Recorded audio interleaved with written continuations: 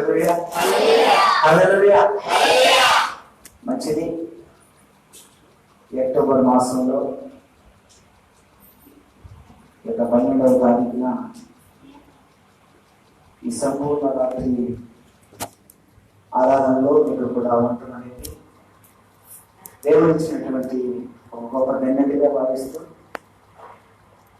కూడా 11:30 గంటలు అయింది. మన అదృష్టం ఏంటంటే మనకి ఎదురుగానే వాచ్ ఉంది. అంటే మన ఎదురుగా వాచ్ ఉన్నప్పుడు మనం ఏం చేస్తామంటే అన్నింటినీ పరీక్షిస్తాం. టైం మనం కనపడితే అన్నింటినీ పరీక్షిస్తాం. మొట్టమొదటి పరీక్ష ఎప్పుడు స్టార్ట్ అయిందంటే 9 గంటలకు అయ్యారు గవర్నమెంట్ చేశాను. టైం చూస్తా పాటలు ఎప్పుడు ముగించాను పరీక్ష. 2 అయ్యారు ఆరాధన స్టార్ట్ చేశారు. ఈ ఆరాధన ఎన్ని గంటలు లేకపోతే ఎంత సమయం పట్టిందని 2వ పరీక్ష పడింది.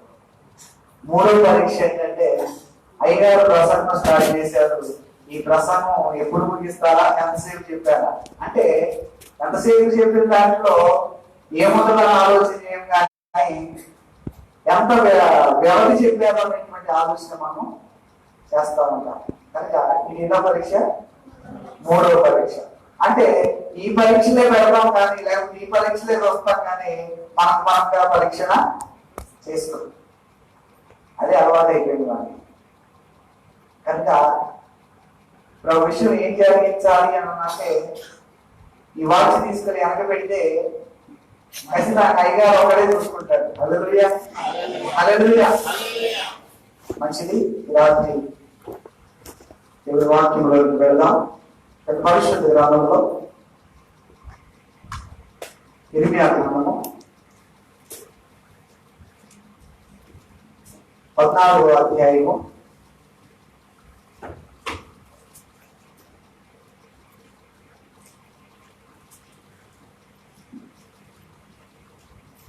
22వ వచనం చూడండి.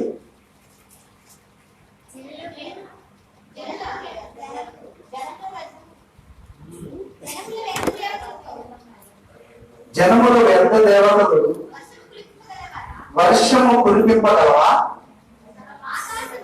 ఆకాశము ఏమీగలదా? వాన నీయగలదా? మా దేవుడైన యెహోవా నీవే కదా దాన్ని చేయించున్నావు. నీవే ఈ క్రియలన్నీ చేయించున్నావు. నీ కొరకే మేము కనిపెట్టుచున్నాము. ప్రార్థన చేసుకున్నాం.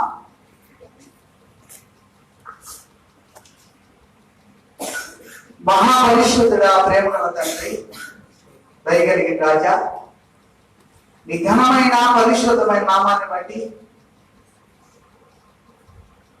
ఈ రాత్రి కాల సమయంలో నాయన మీరు ఇచ్చినటువంటి ధన్యత కొరకు ఇది మంచి భాగ్యాన్ని బట్టి నాయన నీకు వందనాలు, కృతజ్ఞతాస్తుతులు చెల్లిస్తున్నాం. మమ్మల్ని ఏర్పరచుకొని ఎన్నుకున్నటువంటి దేవునిగా నీ అపారమైనటువంటి కృప చేత ప్రభావ మమ్మల్ని ఆవరింపజేస్తూ ప్రభా నీ ప్రత్యక్ష చేత నాయన మమ్మల్ని ముందుకు నడిపిస్తున్నటువంటి దేవునిగా మేము గుర్తెరిగి ప్రభా ఈ రాత్రి నీ సన్నిధానంలో మా చేతులు ఎత్తి నాయన ప్రభానికి విజ్ఞాపన చేస్తూ ఉన్నా. ప్రభా గడిచినటువంటి మాసము అనగా సెప్టెంబర్ మాసం అంతిమైన నీ కాపుదల, నీ భద్రత, నీ క్షేమము నాయన మాకు అనుగ్రహించి సురక్షితమైనటువంటి నీ రెక్కల చాటున నాయన మమ్మల్ని ప్రభా మా దాగు చోటుగా ఉన్నటువంటి నీ స్థానంలో మమ్మల్ని అందరం కూడా సురక్షితంగా ఉంచినటువంటి విధానం బట్టి నీకు వందనాలు ప్రభా. ఈ రాత్రి నాయన ప్రభా ఎక్కడని నీ కొరకు త్యాగం చేసి సమయాన్ని నాయన మా దేవునికి త్యాగం చేయాలనేటువంటి ఒక దృఢ సంకల్పంతో ప్రభా వారి యొక్క సమయాలను కుదుర్చుకొని నీ సరదాలను వచ్చినటువంటి వీళ్ళందరూ కూడా మేము జ్ఞాపకం చేసుకోనండి.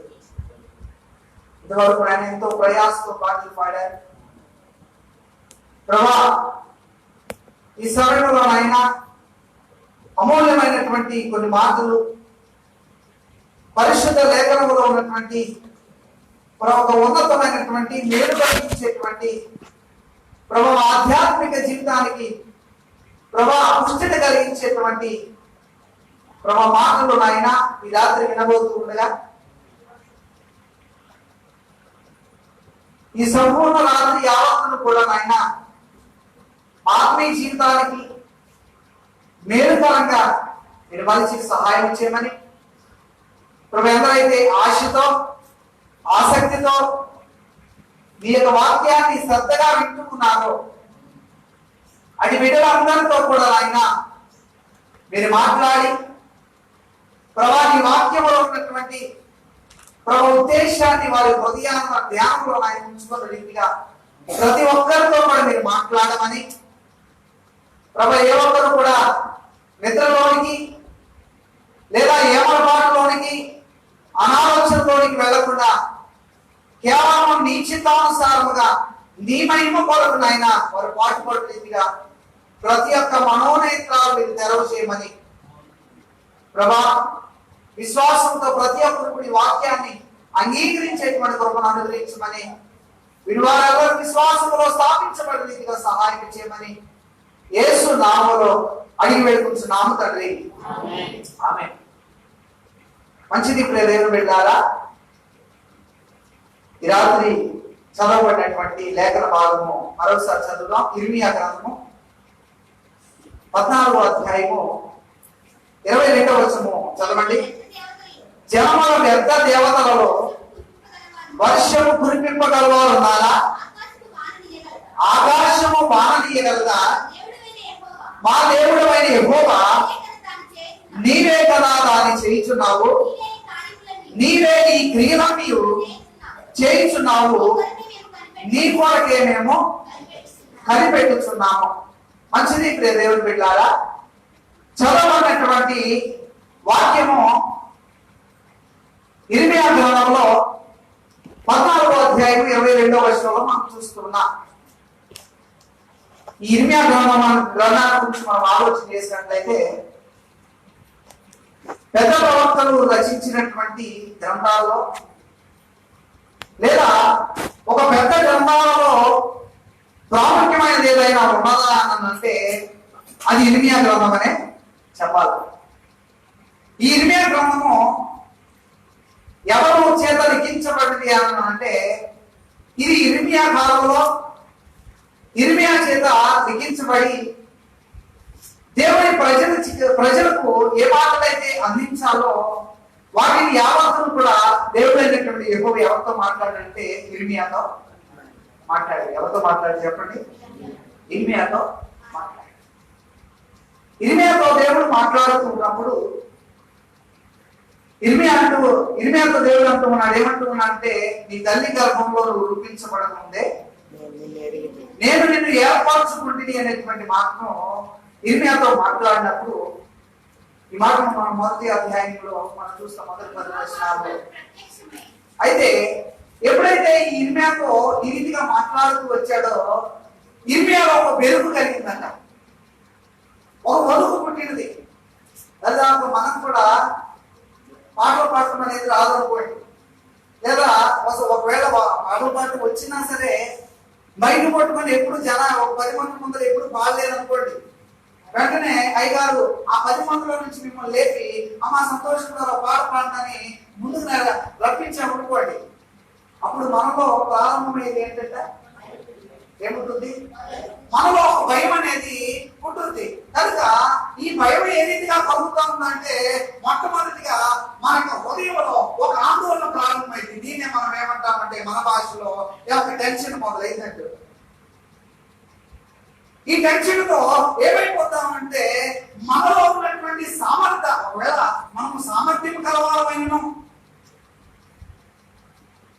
మన సామర్థ్యత ఆ టెన్షన్ లో ఏమైపోతుందంటే క్షీణించిపోతుంది, అంటే తగ్గిపోద్ది అన్నారు. అయితే ఎప్పుడైతే ఈ వెలుగు కలుగుతా ఉందో మనకున్నటువంటి ఏ తలాంతులు కూడా మనం ప్రత్యక్షపరచలేము. ఇదే స్థితిలో ఇర్మియా ఉన్నాడంట. సరాసరి దేవుడే మాట్లాడుతూ ఉన్నాడు. దేవుడే మాట్లాడుతూ, అయ్యా నేను నిన్ను ఏర్పరచుకున్నాను. అబ్రాహాముతో ఎలా మాట్లాడితే, అయ్యా నువ్వు వచ్చేసేయి, నీ దేశాన్ని, నీ బంధువులందరినీ, నీ తల్లిదండ్రులు అందరూ విడిచిపెట్టేసి వచ్చేసేయి అన్నట్లుగానే ఇర్మియాతో కూడా ఎలా మాట్లాడుతున్నా అంటే, నేను నిన్ను ఎలా ఏర్పరచుకున్నానంట. దరిదాపు 30 సంవత్సరాలు వచ్చిన తర్వాత, దేవాలయం బాగా పెరిగిపోయిన తర్వాత, అయ్యా వీడు బలవంతుడుగా, వీడు చక్కగా మాట్లాడతాడురా, లేకపోతే వీడు మంచి మాటగాడురా, లేకపోతే వీడు మంచి జ్ఞానవంతుడురా అని దేవుడు 30 సంవత్సరాలు వచ్చిన తర్వాత చూడలేదట. దేవుడు ఎటువంటి దేవుడు అంటే, లోకం మొత్తం కూడా నీలో సామర్థ్యత లేనటువంటి స్థితిని చూసినా సరే దేవుడు చూసేది ఏంటంట, నీలో ఉన్నటువంటి సామర్థ్యతనే దేవుడు చూస్తాడు. దేవుడు మన లోకమును చూసేటువంటి దేవుడు కాదు. మోషేలో దాదాపుగా ప్రజలందరూ కూడా ఏం చూచారయ్యా అంటే, నత్తివాడిగానే చూచారట. అయ్యా రాజ కుటుంబంలో పెరిగాడు. ఎవరు పెరిగాడు? మోషే పెరిగాడు. రాజ కుటుంబంలో పెరిగాడు. మంచి ఆడపిల్లలతో పెరిగాడు. అయ్యా ఫరో కుమారుడిగా పెరిగాడు. కానీ ఫరో తర్వాత బహుశా మోషే రాజు అవుతాడు అనేటువంటి ఆలోచన వచ్చినప్పుడు, మోషేలో అక్కడ ఉన్నటువంటి ఐగుప్తు జనాంగం యావత్తు కూడా, అక్కడ ఉన్నటువంటి హెబ్రీయుల సైతం కూడా మోషేలో చూసినటువంటి లక్షణము ఏదైనా ఉన్నది అని అంటే, ప్రజలు గుర్తించేది మోషేలో ఏం చూశారట, నత్తివాడిని చూచారు. వీడి చేతగాని వాళ్ళని చూచారు. మనం కూడా మన ఎదురు నత్తివాడు మాట్లాడుతూ ఉన్నప్పుడు మనకి ఏమర్థం అవుతా ఉందంటే, వీడు ఏదో పిచ్చి చేస్తూ ఉన్నాడు, లేదా పిచ్చి మాటలు మాట్లాడుతూ ఉన్నాడు. వాడు మాట్లాడేటువంటి ప్రతి మాట కూడా మనకి ఎలా ఉంటుందట, సేవకరంగానే ఉంటుంది. అంటే నత్తివాడు మన ఎదురు మాట్లాడితే మనకి కడుపు నిండా కలిపి వస్తుందట. వస్తుందా అంటే, తాను వైపుగా అడుగుకోండి, ఒక పదంలో ఎన్ని ముందు యాడ్ అవుతాయో తెలియదు. అవునండి, ఒక అక్షరము వాడు పలకలేని కారణం చేత ఏమైపోతుంది, ఒక మంచి మాట అయిపోద్ది. అవునండి మాస్టర్ గారు, తెలుగులో ఏది కనిపెట్టినా సరే ఒక మంచి మాట కూతూ కనుక లోకం అయితే ఏం చూస్తా ఉన్నది అని అంటే, మోషేలో లోకము చూస్తా ఉన్నది. మోషేలో చేతగాని తత్వాన్ని చూస్తా ఉన్నది. మోషేలో ఏదో ఒక అంగవైకల్యం తనలో ఉన్నదన్నట్లుగానే చూస్తా ఉంది. వీడికి సామర్థ్యత లేదు. రేపు ఫరో అంతటి వాడు ఏమాత్రం కూడా వీడి అసలు చేతే ఎలా పుట్టారు రాజుకోడిగా. పండిత పుత్ర పరమ సొంత అంటారు కదా. పండితులకు పుట్టేవాడు అలాంటి వాడు పుడతారంటే పరమసుంటే పుడతారు. కానీ వీడు ఫరో పుట్టినటువంటి వాడు కాదు. దేవుడి చేత ఏర్పాటు చేయబడినటువంటి మోషే, ఆ లోకమైతే మోషేలో ఏం చూస్తా ఉందంటే, నత్తివాడు చూస్తే దేవుడు మాత్రము మోషేని సంరక్షిస్తూ తాను రాబోతున్నటువంటి దినాల్లో నా ప్రజలందరినీ కూడా నడిపించేటువంటి నాయకుడు అవుతాడు. కనుక దేవుడైతే తనలో నాయకుడు చూచాడు, ప్రజలైతే తనలో ఆ లోకం ఉన్నటువంటి వాడిని. ఇర్మియాలో కూడా బాలుడాన్ని చూడలేదట దేవుడు. వీడి సామర్థ్యం లేనటువంటి వాడు అనేటువంటి విషయాన్ని పట్టించుకోలేదట. రూపించినటువంటి వాడు ఎవరు? ఆయనే రూపించాడు. ఆయనే గుర్తెరిగినటువంటి దేవుడు. ఆయనే ఎన్నుకున్నటువంటి దేవుడు. కనుక ఎన్నుకున్నటువంటి వాడితో ఎన్నుకున్న వాడు మాట్లాడేటువంటి విషయం ఏంటంటే, నీ తల్లి గర్భంలో నువ్వు రూపించబడక ముందే నేను నిన్ను. ఆ మాట వినగానే ఇర్మియాలో ఏమొచ్చింది? ఒక ఆందోళన వచ్చేసింది. నేనా, నా వయసు ఏంటి, నా సామర్థ్యత ఏంటి అనేటువంటి ఒక పరీక్ష, ఒక సెల్ఫ్ ఎగ్జామినేషన్, ఒక వ్యక్తిగత విమర్శ చేసుకుంటా ఉన్నా. నాకు ఇది సాధ్యమేనా? అయ్యగారు నన్ను రేపు ఆదివారం వాక్యం చదవమంటా ఉన్నాడు. కనుక ఇంతమందిలో నేను ఒంటరిగా చదువుకోవడం అయితే నాకు అలవాటే. ఒంటరిగా ఇంట్లో వంట చేసుకుంటూ పాటలు పాడటం అంటే నాకు అలవాటే. లేదా పొలం పనుల్లో నేను ఏదో ఒక పాట పాడుకుంటూ పని చేసుకోవడం నాకు అలవాటే. కానీ ఇంతమందిలో పాట పాడటం అంటే, వాక్యం చదవడం అంటే ఒక కత్తి మీద సావలాంటిదే అనేటువంటి ఆలోచన ఇర్మియాలో కలిగి, నేను బాలుడే కదా, నేను చంటి పిల్లవాడినే కదా, నేను చేతగానే కదా, నాకు అటువంటి జ్ఞానం లేదుగా అన్నట్టున్నటువంటి స్థితిలో ఏమంటున్నాడంట, వెల్లగించుటకు పగలు కొట్టుటకు విరగొట్టుటకు నేను నిన్ను ఏం చేశాడు దేవుడు? ఏం చేశాడట? ఇర్మియాని దేవుడు ఎన్నుకున్నాడు. హల్లెలూయా, హల్లెలూయా. అంటే లోకమైతే ఇర్మియాని ఏం చూస్తా ఉందంట? బాలుడుగానే చూస్తా ఉంది. కానీ ఆ బాలుల్లో సైతం కూడా దేవుడు ఒక గొప్ప వ్యక్తిని, ఒక గొప్ప ప్రాంతం చూసినటువంటి దేవుడు మన దేవుడు. చెప్పకూడదు దేవుడు అయ్యా. లోకమైతే మనలో సామర్థ్యత లేనటువంటి స్థితిని చూస్తా ఉంది. అయ్యో ఈమె పిచ్చిదే, ఈమె అజ్ఞానవంతురాలే, ఏమైనా మాట్లాడటమే చేత కాదే, లేకపోతే ఏమో ఎటువంటి తలాంతులు కూడా లేవు, ఈ కుటుంబానికి ఏమాత్రం కూడా పనికిరాదు, ఈ కుటుంబంలో ఇంకా అన్నం పెట్టడమే దండగా అనేటువంటి స్థితి బహుశా మనకొకటే. కానీ దేవుడు నీలో ఉన్నటువంటి ఏ లోకంలో కూడా చూడదట. నీలో ఉన్నటువంటి సామర్థ్యతనే, నీలో ఉన్నటువంటి తలాంతులు మాత్రమే పరీక్షిస్తాడు. దేవుడు ఏదైతే తలాంతులు ఇచ్చాడో ఆ తలాంతులు మాత్రమే దేవుడు పరీక్షించడానికి వస్తాడు. అటువంటి గొప్ప దేవుడు అంతే. కనుక ఆయన యొక్క ఔన్నత్యాన్ని కొనియాడాలని, లేకపోతే ఆయన యొక్క ప్రభావాన్ని, ఆయన యొక్క శక్తిని ఇతరులకు చాటి చెప్పాలని అతను ఇర్మియాకి దేవుడు ఏం చేస్తా ఉన్నట్టే శక్తి గలవాడిగా నింపాడట, శక్తి గలవాడిగా నిలబెట్టాడట. సామర్థ్యమైనటువంటి వాడు ఇప్పుడు ఏమయ్యాడట? శక్తి గలవాడయ్యాడు. బాలుడైనటువంటి వాడు, బాలుడుగా పిలువబడినటువంటి వాడు, అజ్ఞానంగా ఉన్నటువంటి వాడు, ఇంకా జ్ఞానం వృద్ధి పొందినటువంటి వాడు ఇప్పుడు దేవుని యొక్క హస్తము చేత, బలము చేత ఎలా నిలబడ్డాడట?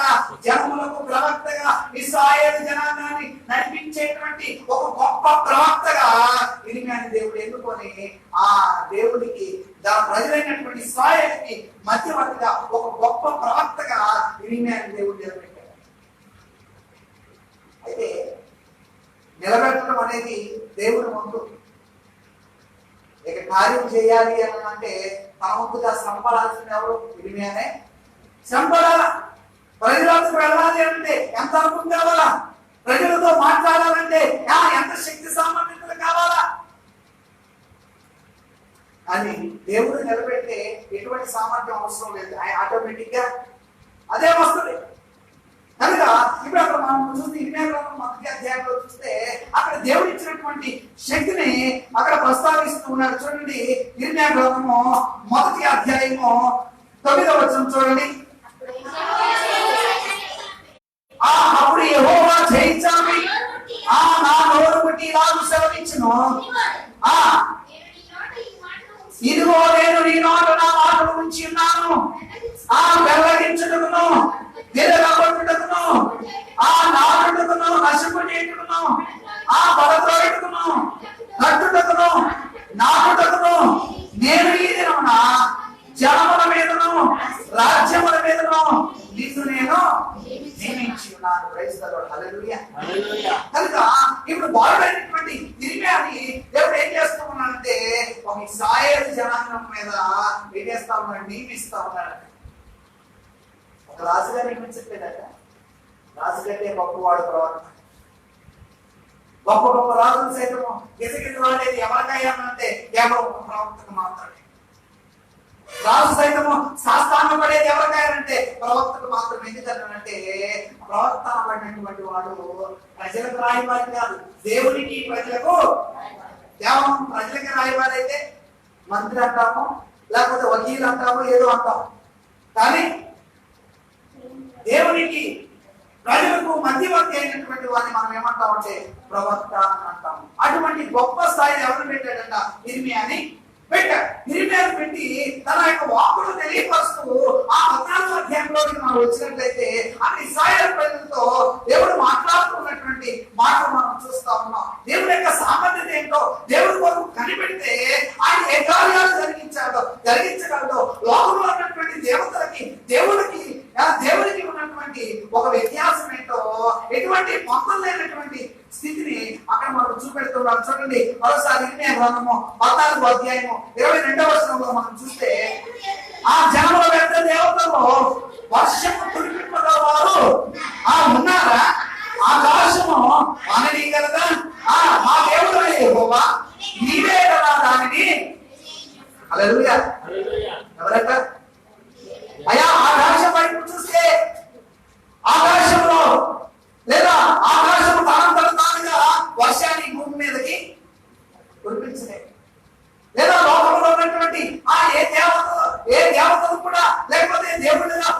నడిపించబడుతున్నటువంటి వారికి బహుశా వర్షం కోసం దొరికితే, అయ్యా మాకు వాన కురవాలి, మా పంటలు ఎండిపోతా ఉన్నాయి, అయ్యా మేము కరువులోకి అడుగు పెడుతూ ఉన్నాం, అయ్యా మా యొక్క పిల్లలు మా యొక్క కుటుంబాలన్నీ కూడా ఆకలితో అలమటిస్తా ఉన్నాయి, వేదన పడుతా ఉన్నాయి అనేటువంటి ప్రార్థనలు, లేకపోతే విజ్ఞాపనలు, యాచనలు, లేకపోతే మొక్కుబడులు యావత్తులు కూడా విగ్రహాలు ఎదుటి పెడితే అవి మీకు వర్షము కురిపించగలవా అనేటువంటి ఒక ప్రశ్నార్థకమైనటువంటి ఒక మాటను అక్కడ ఇర్మియా భక్తులు వాడుతూ ఉన్నాయి.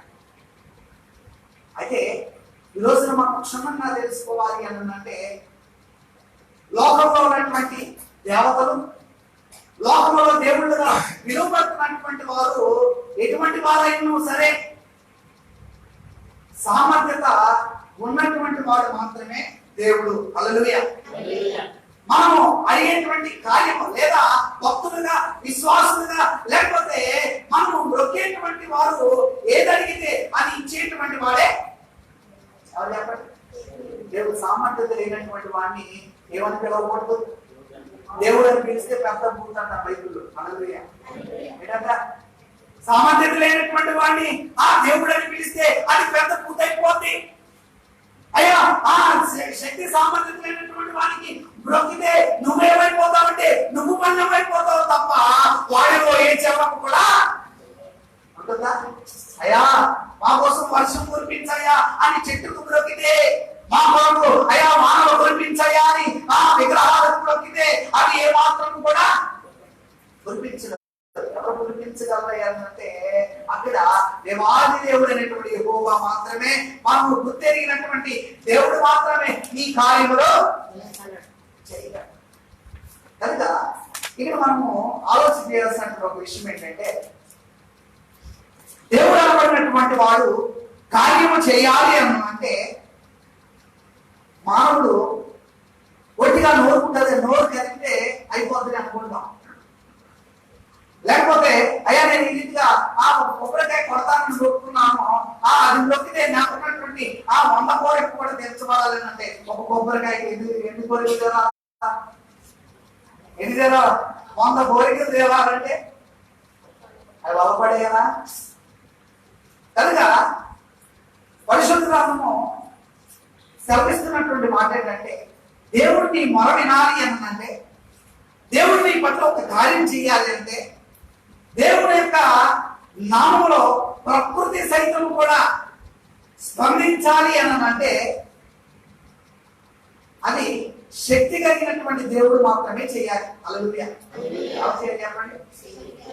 శక్తి లేనటువంటి వాడు మాట చెప్పిన సరే అది జరగదు. ఏదైనా చేయాలని తలపెట్టినా సరే అది జరగదు. కనుక సామర్థ్యం కలిగినటువంటి దేవుడు మాత్రమే ఈ కార్యం చేయగలరు అనేటువంటి వాస్తవాన్ని ప్రజల్లోకి తీసుకెళ్ళడానికి, ప్రజలు గుర్తెరగడానికి అసలు నిజమైనటువంటి దేవుడు ఎవరో, లేకపోతే శక్తి సామర్థ్యంలో చూపించగలిగినటువంటి దేవుడు ఎవరో, లేకపోతే వారు చేసేటువంటి ప్రార్థనలు ఏ దేవుడు వింటారో అనేటువంటి వాస్తవాన్ని ఆ ఇశ్రాయేలు ప్రజలకి తెలియపరచడానికి ఈ మాట ఎవరు వాడుతున్నారంటే ఇర్మియా భక్తుడు వాడుతున్నారు. అంటే ప్రజలకు రాయబారిగా అతను ఏం చెప్పాలా?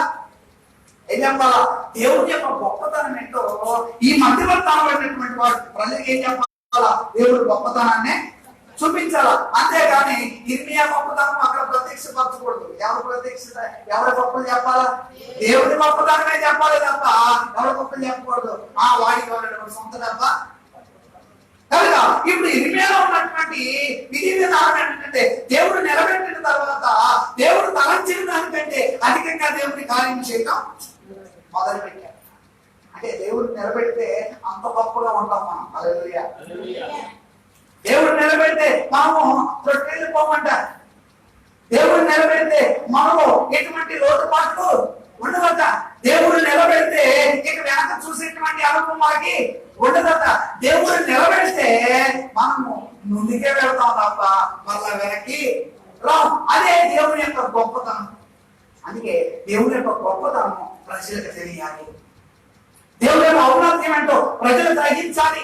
అసలు దేవుడు అంటే గజగజ ఒడిగిపోయేటువంటి స్థితి ప్రజల్లోనికి రావాలి. అసలు నిజమైనటువంటి దేవుని ముందు నిలబడటానికి ఎంత సామర్థ్యత కావాలి అని అంటే అది పాపికి ఏమాత్రం కూడా ఉంటుందా? ఉంటుందా? కనుక పురాతన కాలంలో, పాత నిబంధన కాలంలో మనం చూస్తే దేవుని యొక్క గుడారానికి మందసం ఉన్నటువంటి చోటికి నెలలో ఒకసారి మాత్రమే ఎవరికి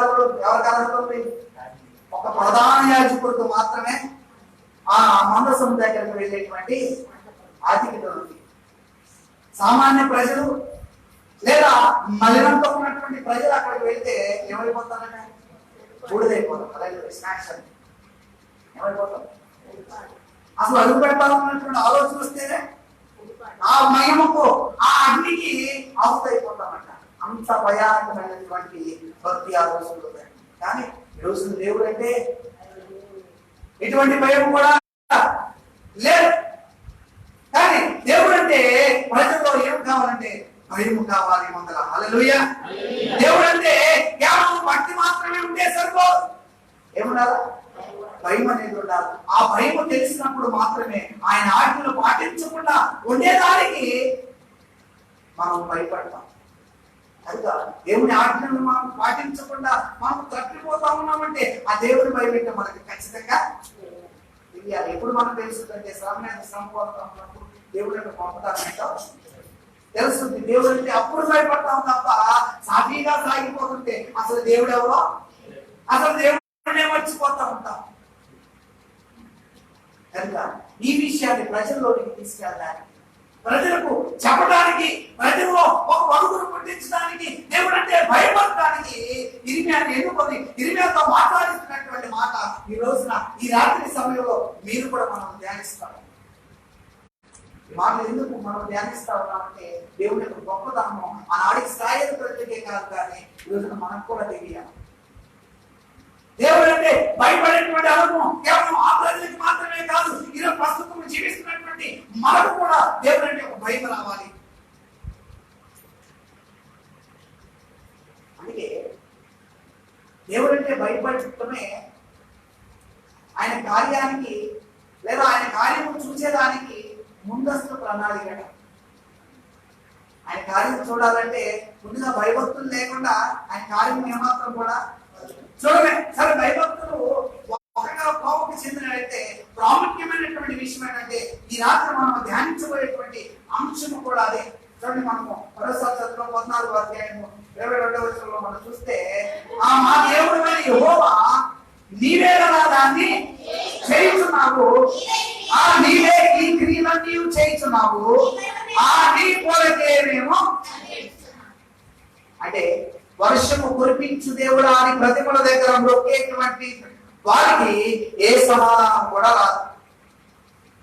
అసలు ఎటువంటి ఎన్ని విజ్ఞాపన చేసినా, ఎటువంటి ప్రార్థన చేసినా ఆ ప్రార్థనకు తగిన జవాబు రాదు. కానీ నీవే దేవుడవు, నీవే మా యెహోవా, నువ్వు మా యొక్క ప్రార్థనలు, మా యాచనలు గుర్తెరిగేటువంటి వాటి కనుక నీవు మాత్రమే ఈ కార్యము చేయుచున్నావు అనేటువంటి మాట అక్కడ ఇర్మియా చెప్పగలుగుతున్నాడు.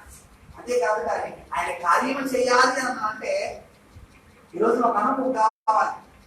ఆయన కొరకు కనిపెట్టేటువంటి అనుభవం లేకపోతే ఆయన కార్యం చూడలేము. హల్లెలూయా. చెప్పండి, ఆయన కొరకు కనిపెట్టేటువంటి అనుభవం లేకపోతే ఏం చూడలేం? ఆయన కార్యాన్ని చూడలేం. కనిపెట్టేటువంటి అనుభవం అంటే దేవుడి కొరకు ఎదురు చూడటమే, దేవుడి యొక్క కార్యం కొరకు ఎదురు చూడటమే, లేదా దేవుడి యొక్క ప్రభావాన్ని చూడటానికి మనం నిరీక్షించడమే మనం ఏమంటామంటే కనిపెట్టేటువంటి. కనుక ఈరోజు మనం ప్రశ్న వేస్తామా?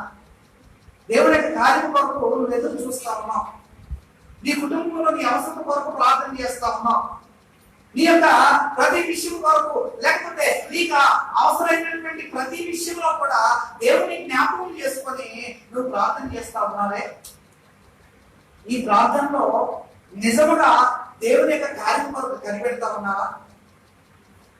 దేవుని యొక్క ప్రభావం నీకు ఖచ్చితంగా ప్రత్యక్షపరచబడతా ఉంది అని విశ్వసించి ప్రార్థన చేస్తా ఉన్నావా?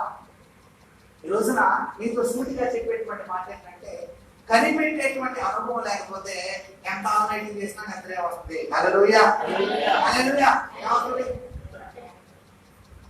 ఆన్లైన్ లో ఉన్నటువంటి గొప్ప విషయం ఏంటంటే అయ్యగారు హల్లెలూయా చెప్పగానే మొట్టమొదటిగా చెప్పేవారు ఎవరంటారు?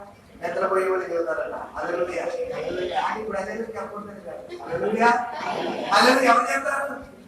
నిద్రపోయే వాళ్ళు చెప్తారంట. నిద్రలో గట్టిగా హల్లెలూయా అంటే ఆ మాట తప్ప మిగతా వాక్యము వినపడదా?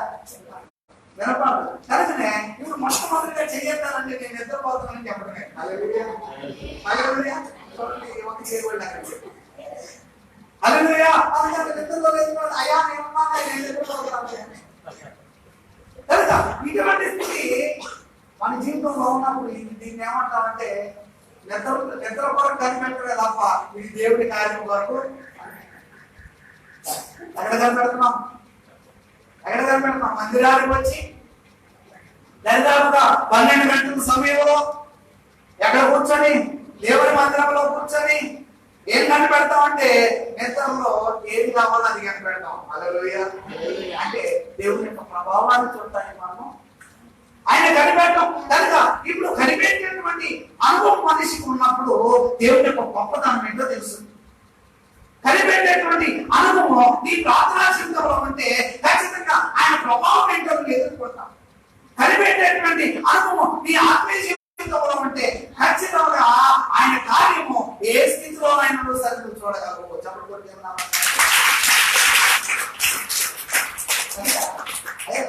ఎన్నో సంవత్సరాల నుంచి ప్రార్థన చేస్తాను. దీర్ఘకాలికమైనటువంటి వ్యాధులు ఉన్నాయి. ఎన్నో సంవత్సరాల నుంచి నేను ప్రార్థన చేస్తాను. నా భర్త మారట్లేదు. అయ్యా నేను ఎన్నో సంవత్సరాల నుంచి ప్రార్థన చేస్తా ఉన్నాను. ఎటువంటి ఆ మార్పు నా యొక్క కుటుంబ ఆర్థిక స్థితిలో లేదు. ఎన్నో రకాలుగా ఎంతో మంది మొత్తాయి గారు వస్తే ముందు నేనే ఉండేది. ప్రతి ఆదివారం కూడా నేనే ముందుండేది.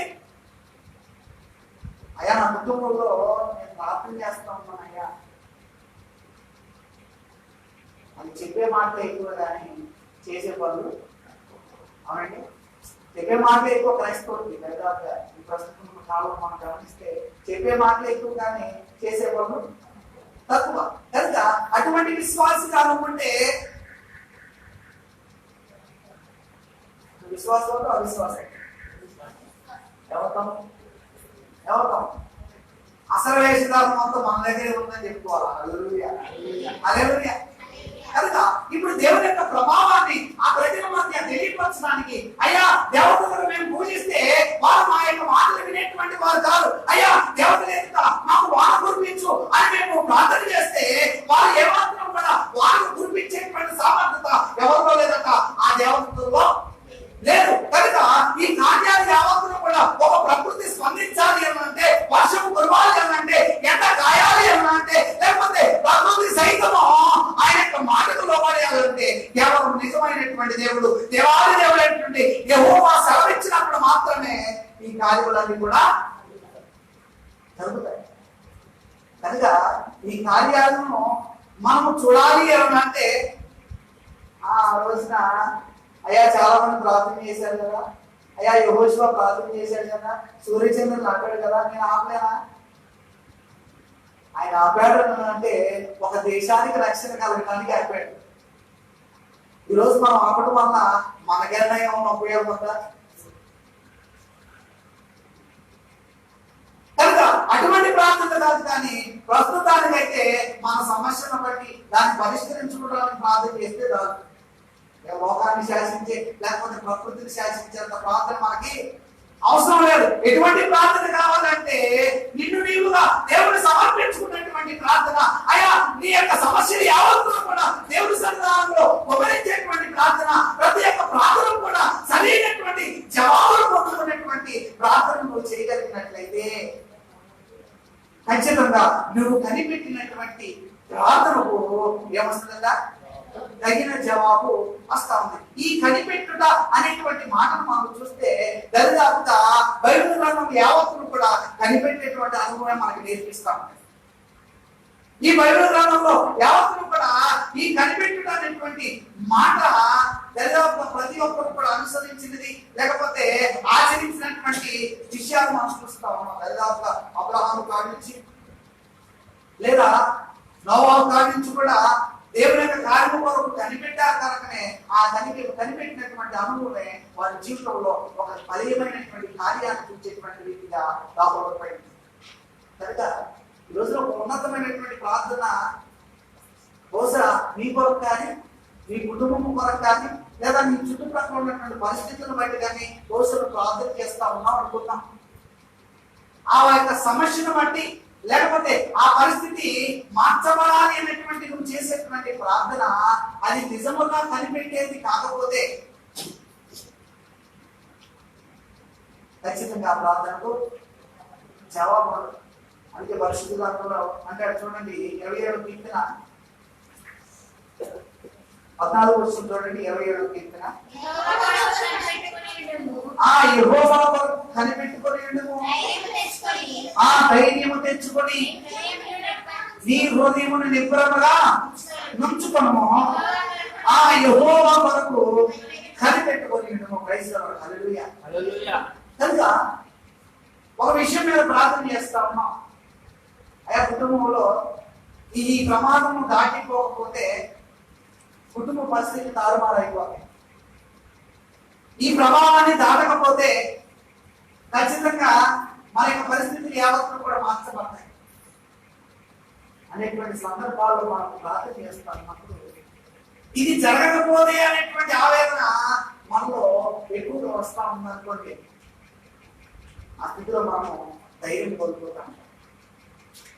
ఇది జరగకపోతే అనేటువంటి ఏంటంటే ధైర్యం కోల్పోతాం.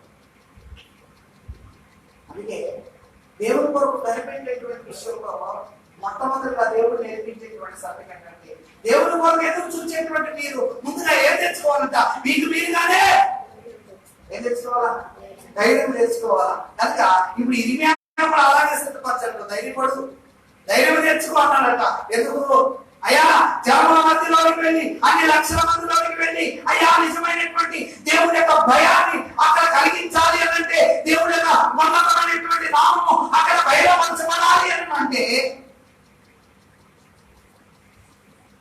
ఇరిమియా ఎలా నిలబడాలి? ధైర్యముగా నిలబడాలి. కనుక ఈ రాత్రి నీ ఆత్మీయ జీవితంలో కూడా ప్రశ్న, నీ కుటుంబంలో వచ్చేటువంటి ప్రతి సమస్యకు ధైర్యముగా నువ్వు ఉంచుతూ ఉన్నావా లేదా అనేటువంటి ఆలోచన కలిగి ఉన్నా. నీ కుటుంబంలో వచ్చేటువంటి ప్రతి సమస్యను చూసి నువ్వు వెనకటి వేస్తూ మారిపోతే విశ్వాసంలో ఉన్నటువంటి నీ ధైర్యము ఉంటుందా? కనుక ప్రార్థన ఒక మంచి ప్రార్థనా పరుడు, ఒక మంచి ప్రార్థనా పరురాలుగా అయితే ఈరోజు నా ప్రార్థన చేసేటప్పుడు నీకు ధైర్యం ఉన్నదా లేదా? సమస్యను బట్టి దేవుడి సన్నిధానంలో విజ్ఞాపన చేస్తా ఉంటే సమస్య తర్వాత మన స్థితి ఏంటి అనేటువంటి ఆలోచనే నీకు గందరగోళ స్థితిలో పెడతా ఉంటే ఈ ప్రార్థనకు జవాబు వస్తుందా? అందుకే దేవుడి కొరకే కనిపెట్టాలి. ఎందుకు? దేవుని యొక్క ప్రభావం నీ జీవితంలో చూడాలంటే ఆయన వైపు చూస్తేనే. యాకోబు కూడా చూశాడంటే దేవుని వైపు. ఎంతవరకు అయితే లోకం వైపు చూశాడు, ఎంతవరకు అయితే తనలో ఉన్నటువంటి మోసగించేటువంటి తత్వాన్ని ప్రత్యక్షపరుస్తూనే తన జీవితాన్ని దాదాపు 30 సంవత్సరాలు నెలలు చేశాడు. ఏం చూపెడతామన్నాడు జనాంగానికి? ప్రజలకు ఏం చూపెడతా ఉన్నంట? తనలో ఉన్నటువంటి మోసపు తత్వాన్ని చూపెడతా ఉన్నాడు. మోసగించేటువంటి అనుభవాన్ని ప్రజలకు ప్రత్యక్షపరుస్తా ఉన్నాడు. కానీ వీడు మనిషి ఎలా అని చెప్పుకునేటువంటి విధానంలో మంచి లక్షణము ఏ కోశాలన్నా చూద్దామా అన్నట్టుగా జనాలు పరిశీలన చేసిన ఇది కూడా యాకోబులో ఇక తనకు తానుగానే అసహ్యపడ్డాడు. నా స్థితి ఏంటంటే ఈ మోసగించేటువంటి అనుభవం ఉన్నది కనుకనే నా యొక్క తల్లిదండ్రుల దగ్గర నుంచి నేను పారిపోవాల్సి వచ్చినది. ఈ మోసగించేటువంటి అనుభవం ఉన్నది కనుకనే నాలో ఒక ధైర్యం కోల్పోయినటువంటి స్థితి, భయాందోళనకరమైనటువంటి స్థితి నాలో వచ్చింది కనుకనే అమ్మ చంపేస్తారేమని తగిలిపోయాడు, పారిపోయాడట. మామ దగ్గరికి వెళ్ళిపోయాడు. సరే మామ దగ్గరికి వెళ్ళిన తర్వాత అల్లుడు చూసినట్టుగా మా మామూలుకి ఏంటంటే అనుకున్నాడు. ఏమనుకున్నాడు? కొత్తలు అదే అనుకుంటారు మా మామూలకి. మామూలుకి ఏమన్నా అంటే ఆ మామూలు పడి ఆవిడకి 3 కోట్లు ఆశించలే, వాళ్ళ తర్వాత 3 కోట్లు మానే అంటారు. అంటే అప్పటి వరకు కూడా తనకి అనుభవం ఏంటంటే ఏమేసుకుంటాడు ఇక 3 కోట్లు ఎప్పుడు వస్తాయా, ఎప్పుడు అభివృద్ధి అన్నట్లుగానే అల్లుడు ఆలోచన చేస్తాం. ఇప్పుడు యాకోబు కూడా అన్న దగ్గర నుంచి ధైర్యం కోల్పోయి పారిపోయిన తర్వాత ఆలోచన చేసినటువంటి విధానం ఏంటంటే అక్కడ మోసగించినటువంటి వాళ్ళకి బాగానే వెళ్ళింది, కానీ కొంచెం డిఫెక్ట్ అయిపోయి ఫెయిల్ అయిపోయి నేను పారిపోవాల్సి వచ్చింది, కానీ ఇక్కడ కూడా ఉపయోగిద్దాం అనుకున్నాడు. కానీ అక్కడ ఏమవుతా ఉందంటే చేసిన ప్రతిదానికి కూడా రియాక్షన్ వచ్చేస్తుందట. హల్లెలూయా. ఏమవుతుందంట? వీడు మోసగించేటువంటి ఆలోచన రాకముందులే మోసపోయి దేవుడు ఎగిరించబడతాడా? దేవుడు అవమానించబడతాడా? ఏది చేస్తామో ఆ క్రియను ఖచ్చితంగా మానవుడు పెట్టినటువంటి వాడు ఏది విత్తుతామో ఆ పంటనే మనము చాలా జాగ్రత్తగా గ్రహించాలి. క్రైస్తవుడు అనమైనటువంటి వాడు బాగా గుర్తుంచుకోవాల్సినటువంటి ఒక వాస్తవం ఏంటంటే ఏది విత్తుతామో ఆ పంటనే నువ్వు. ఇది బాగా అర్థం చేసుకున్నట్టే యాకో బాగా అర్థం చేసుకొని ఈ ప్లానర్స్ అయ్యేటట్టు లేరు, మరి ఏం చేద్దాం అన్నటువంటి ఆలోచన వస్తా ఉన్నప్పుడు ఇక తనలో ఒక విధానం ఏంటంటే ఏ ఆలోచన వస్తా ఉన్నది నేను ఏం చేసినా అది ప్రతికూలంగా అంటా ఉంది. ఇక నా ఆనందం ఎవరో నా పప్పులు అనుకున్నాడంట. అసలే ఎవరట? మేనమామ. కనుక ఇప్పుడు మేనమామ కోరిక వచ్చినటువంటి వాడు ఎలా ఉంటాడో మేనమామ అంతకంటే ముందు కనుక ఎలా ఉంటాడు? మామ కూడా అంతకంటే 4 గాజులు ఎక్కువనే. ఈ స్థితిని బాగా పరిస్థితి చేసి లోకంలో తనకంటూ ఏదైనా ఉన్నదా అనేటువంటి ఒక ప్రశ్న యాకోబులో వచ్చింది. అక్కడ రిసీవ్ వేసారిపోయాడు అనేక సార్లు, పలుమార్లు భార్య విషయంలో, ఆస్తి విషయంలో, అనేక విషయాల్లో మోసగింపబడ్డాడు. అన్నిసార్లు మోసగించబడిన తర్వాత నేను ఒకసారి మోసం చేసినందుకే నా కుటుంబం నుంచి నేను ఏర్పరచబడ్డానే, ఒకసారి మోసగించిన తర్వాతనే నా తల్లిదండ్రులకు నేను దూరమయ్యానే, మళ్ళా నేను వెళ్ళడానికి ఏమైనా మార్గం కనబడతా ఉందంటే ఏ మార్గం కూడా కనబడలేదు. అక్కడికి వెళ్ళాలన్నా నాకు ఏ మార్గం కూడా ధైర్యమా? పాపం చేస్తే, మోసం చేస్తే, ప్రతికూలమైనటువంటి కార్యాలు మనం జరిగిస్తే ఒక మనిషిని ఎదురుపడాలంటే అంత భయం మనకు వస్తుందట. అంటే ఒక మనిషి విషయంలో అంత తప్పు చేసి మనం వాడి ఎదుట నిలబడాలి అంటే ఆ సాక్షాత్తు మా ఐశ్వర్యానికి నాదివైనటువంటి దేవుడు ఆయన ఎదుట మనము నిలబడాలి అని అంటే మనం ఎంతటి వారమంట? ఎంతటి వారము? మనం చెప్పాం, ఏం చెప్పాం? మనిషి ఎలాంటి వాడైతే ఇది గడ్డి పువ్వు లాంటి వాడయ్యా. వీటిని గడ్డి పువ్వు అనేది మన లెక్కలో వస్తా చూడటానికి ఎంత అందంగా ఉన్నా సరే అది ఇంట్లో తెచ్చుకొని పెట్టుకొని అలంకరించుకునేది గడ్డి పువ్వు కాదు. ఒక మంచి పుష్పాన్ని తెచ్చి ఇంట్లో పెట్టుకుంటామే తప్ప గడ్డి పువ్వు తెచ్చుకొని పెడతామా? కనుక ఇప్పుడు అటువంటి స్థితి కలిగినటువంటి వాడే మానవుడు. కనుక ఇప్పుడు యాకోబులో కూడా తనలో ఒక పరిస్థితి చేసుకుంటా ఉన్నాడు. అయ్యా, ఎంతవరకు నేను 30 ఏళ్ళు జీవించా, దాదాపుగా 30 ఏళ్ళు చేసిన జాగ్రత్తలో ఏదైనా మంచితనం ఉన్నదా, 10 మంది మెచ్చేటువంటి స్థితి ఏమన్నా ఉన్నదా అనేటువంటి ఒక ఆత్మ విమర్శ యాకోబులోకి వచ్చినప్పుడు ఇప్పుడు తనలో కలిగినటువంటి ఒక మొట్టమొదటి ఉద్దేశం ఏంటంటే నేను మారాలి. ఏమనుకున్నాడంట? నేను మారాలి అనుకున్నాడంట. మనం కూడా అనుకుంటాం కదా, అయ్యగారి ప్రసంగం బాగా చెప్తే నేను మారాలి అనుకుంటాం. దాదాపుగా ఎన్ని సంవత్సరాలు అయ్యో, హల్లెలూయా, ఇక్కడే బాప్తిజం తీసుకుందాం అనుకుంటాం. ఏదో ప్రస్తుతం ఉన్న కాలంలో చాలా మంది బయలుదేరినటువంటి విషయం ఏంటంటే బాప్తిజం తీసుకోకుండా కూడా 2 లక్షలు తీసుకుంటాం. ఎలా మా దగ్గర లేకపోవచ్చు, కానీ చుట్టుపక్కల చాలా మంది కూడా అదే పని చేస్తా ఉన్నారు. నాకు విశ్వాసం ఉంది బాప్తిజానికి అని ఏమేస్తా ఉన్నారు. ఇవన్నీ కూడా షార్ట్ ఇవన్నీ చాలా ప్రొసీజర్తో పని.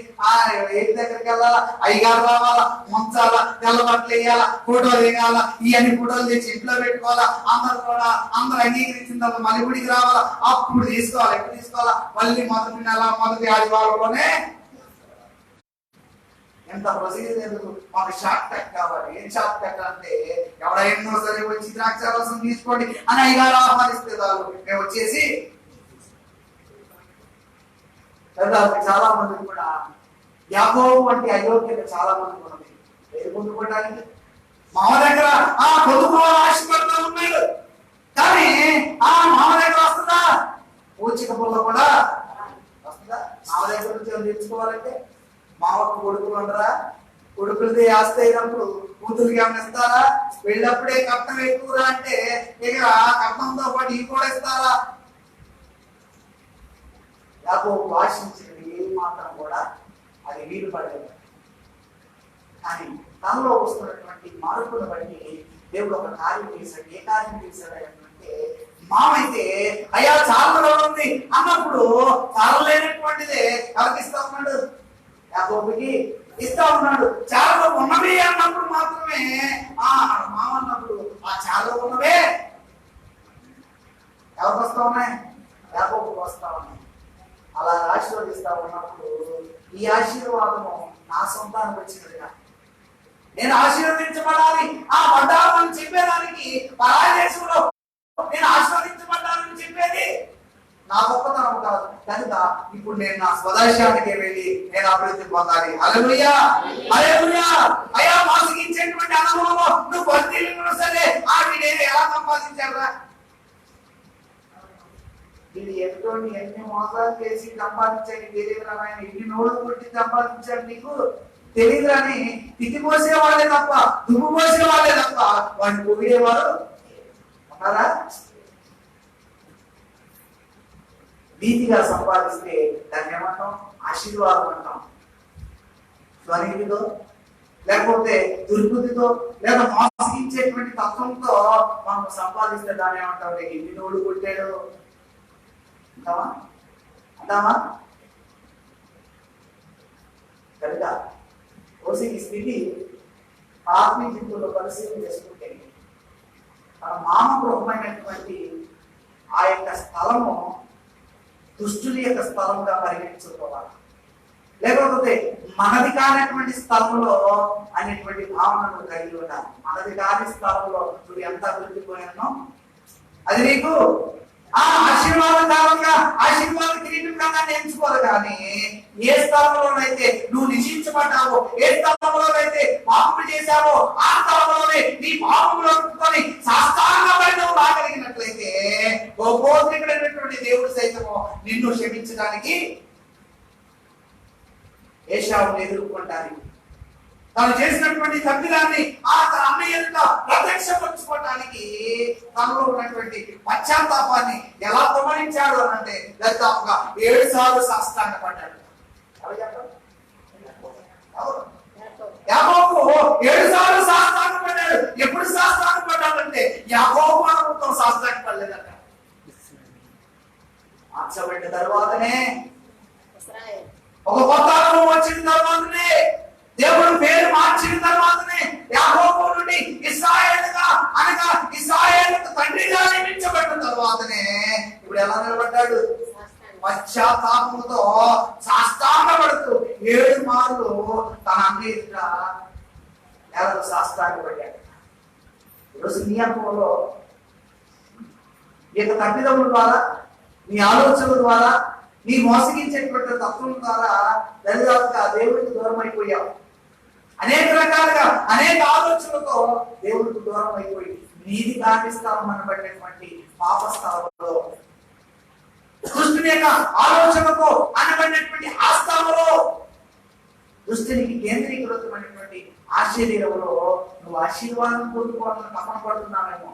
కానీ అది పరాయి యొక్క స్థలం అవుతుంది, కానీ లేకపోతే అన్నిటి స్థలం అయిపోద్ది, కానీ దుష్టుని స్థలం అయిపోద్ది, కానీ అది దేవుని స్థలము కానీ అవుదా? అవుదా? కనుక నీలో ఉన్నటువంటి తప్పిదాలు ఎప్పుడైతే ఒప్పుకొని దాన్ని విడిచిపెట్టి దేవునికి సాష్టాంగపడతావో ఖచ్చితంగా మనం మొరను ఆలకించేటువంటి దేవుడు. అడిగా యాకోబు ఇశ్రాయేలుగా మార్చబడటానికి పెద్ద మారిపోయాడంటే రాత్రంతా ప్రార్థన చేశాడు, అది చేశాడు, ఇది చేశాడు అనుకుంటారు. కానీ ఆ ప్రార్థనలో ఎంతగా కనిపెట్టాడు అంటే అది యాకోబుకి దేవుడికి తప్ప మరి వినేటువంటి వారికి. అటువంటి అనుభవం మన ఆధ్యాత్మిక జీవితంలో, మన ప్రార్థనా జీవితంలో ఇటువంటి కనిపెట్టేటువంటి శక్తి మన అనుభవంలోకి రావాలి.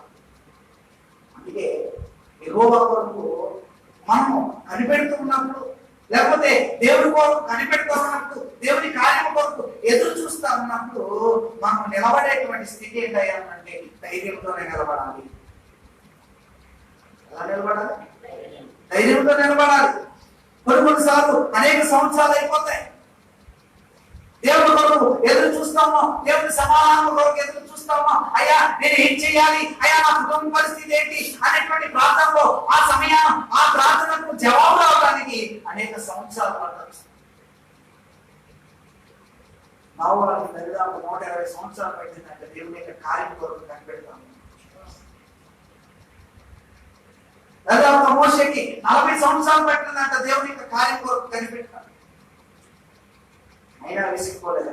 అప్పుడు ఆ 12 సంవత్సరాలు కనిపెట్టాడు. మరి నువ్వు ఒకరోజు ప్రార్థన చేసే విసిగేసానుకుంటున్నావే, ఒకసారి ప్రార్థన చేసే వెంటనే నా ప్రార్థనకు జవాబు రావాలని నిరుత్సాహపడుతున్నావే, ఒకసారి కన్నీరు విడిచే అయ్యో నేను సమస్తము కూడా దేవుడికి దానం చేశాను, అని ఇచ్చేశాను అనుకుంటున్నావే.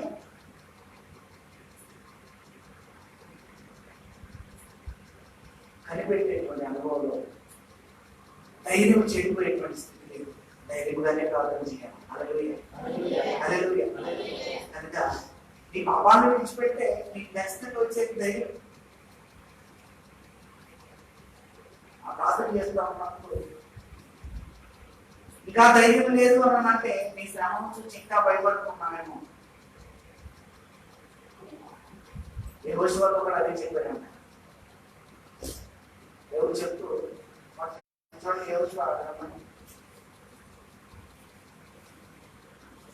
మొదటి అధ్యాయం 10వ వచనం. నిన్ను విడువను, నిన్ను ఎడబాయను, నిబ్బరము కలిగి ధైర్యముగా ఉండను.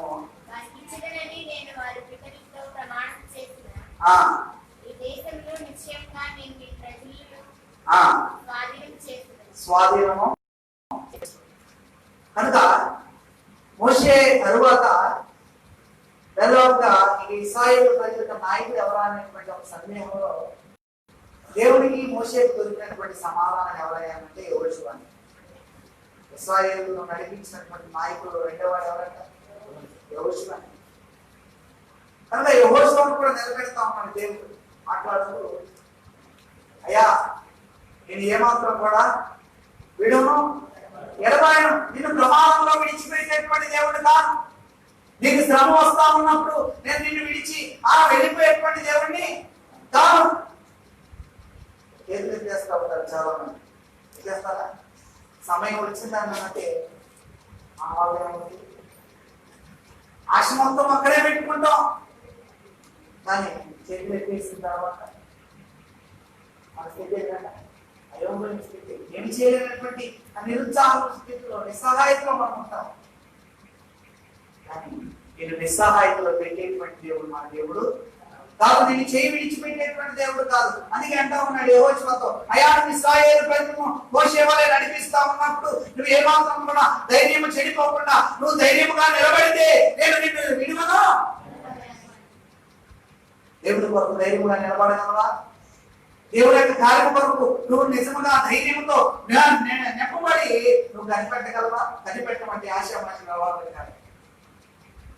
కనిపెట్టేటువంటి అనుభవం ఒక దీర్ఘశాంతమైనటువంటి దీర్ఘకాలికమైనటువంటి ఒక విశ్వాసం ఉంది, ఒక నిరీక్షణ ఉంది. కనుక ఈ కనిపెట్టేటువంటి అనుభవం మన జీవితాల్లో ఎంత మార్పులు చేస్తా ఉందంటే చూడండి, పరిశుద్ధ గ్రంథంలో చూస్తా 37వ కీర్తన 34వ వచనం చూడండి. యెహోవా కొరకు కనిపెట్టుకొని ఉండుము, ఆయన మార్గమును అనుసరించుము, ఆ భూమిని స్వతంత్రించుకున్నట్లు ఆయన నిన్ను హల్లెలూయా హల్లెలూయా ఏమంటున్నాడు? మొట్టమొదటిది కనిపెట్టేటువంటి అనుభవం మన జీవితాల్లో ఏ కార్యాలను మనకు తెచ్చి పెడతా ఉన్నటువంటి ప్రశ్న వస్తే మొట్టమొదటిగా నువ్వు కనిపెట్టేటువంటి అనుభవం నీకు హెచ్చిస్తా ఉంది. హల్లెలూయా. ఏం చేస్తుందంట? నువ్వు హెచ్చింపబడాలి అని అంటే దేవుడితో కనిపెట్టాలట. హల్లెలూయా. కనిపెట్టేటువంటి అనుభవం లేకపోతే దేవుడికి హెచ్చింపు నీలో ఉండదు. దేవుడు నిన్ను ఘనమైనటువంటి స్థాయిలో ఉంచాలి అని అంటే దేవుడికి నువ్వు జ్ఞాపకం చేస్తా ఉన్నావా? దేవుడికి ప్రార్థన చేస్తా ఉన్నావా? నువ్వు ప్రార్థన చేస్తేనే దేవుడు ఉన్నతమైనటువంటి స్థానంలో, ఎటువంటి స్థానం అంటది?